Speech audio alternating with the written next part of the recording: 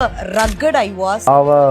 பண்ணிட்டு இருந்தேன். Bigg Boss season 9ல திவ்யா கணேஷ் என்னமோ டைட்டில் வினரா இருந்தாலும் கூட சென்சேஷனலா இருந்தவங்க என்னமோ விஜய், பார்வதி அண்ட் கமருதீன் தான். அண்ட் ரெட் கார்டு மூலமா வெளியேறி இருந்தா கூட இவங்களுக்குன்னு எக்கச்சக்கமான ஃபேன்ஸ் இருக்காங்க. இன்றைய தான் பார்வதி கமருதீனை இன்டர்வியூ எடுத்திருக்காங்க. இந்த விஷயம் தான் இப்ப பேசும் பொருளா இருக்கு. அதோட பிக் பாஸ் வீட்ல நடந்த பல விஷயங்கள் குறித்தும் குறிப்பா கார்டாஸ்க குறித்து ரொம்பவே ஓப்பனா பேசியிருக்காங்க விஜய், பார்வதி அண்ட் கமருதீன்.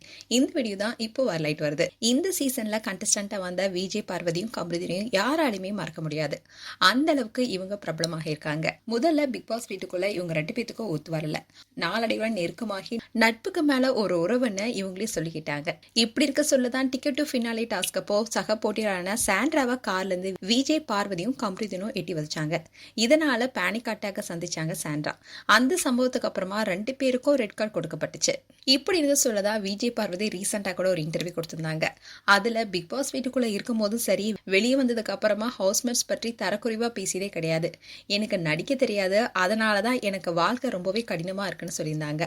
இன்னில தான் விஜய், பார்வதி கமருதீனை இன்டர்வியூ பண்ணியிருக்காங்க. அதுவும் ப்ரோவோ மட்டும்தான் ரிலீஸ் ஆகிருக்கு. இதுக்கே பல ஃபேன்ஸும் அவங்களுக்கு சப்போர்ட் பண்ணியிருக்காங்க.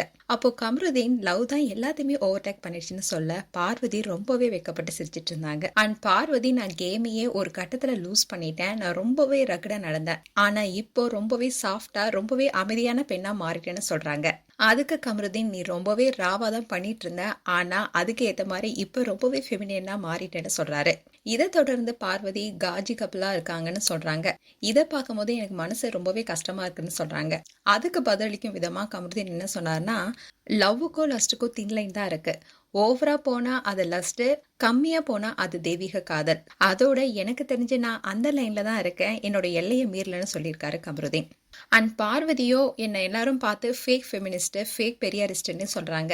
அவங்க எல்லாத்துக்கும் நான் சொல்றது ஒரே விஷயம் தான். பெரியார் என்ன சொல்லியிருக்காரு, சாதி மதங்களை கடந்து சுயமரியாதையோட ஃப்ரீடமா வாழுங்கன்னு சொல்லியிருக்காரு. ஆர்த்தடாக்ஸ் ஃபேமிலில இருந்து வர எனக்கு மட்டும் தான் தெரியும். இதை பத்தி உங்களுக்கு என்ன தெரியும்?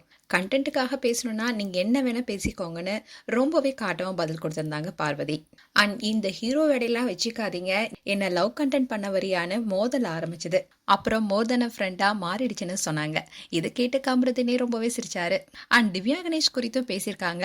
அதுல பார்வதி என்ன சொன்னாங்கன்னா, இந்த டைட்டில் வின்னர் வெளியே போய் அவ கூட நீ எதுவுமே வச்சுக்காதன்னு சொன்னாங்க.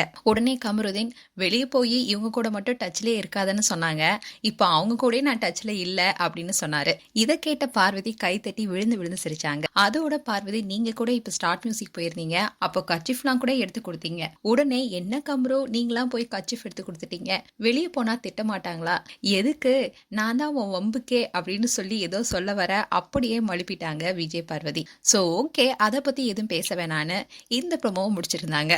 இப்போ இந்த வீடியோ சோஷியல் மீடியால வரலாயிட்டு வருது.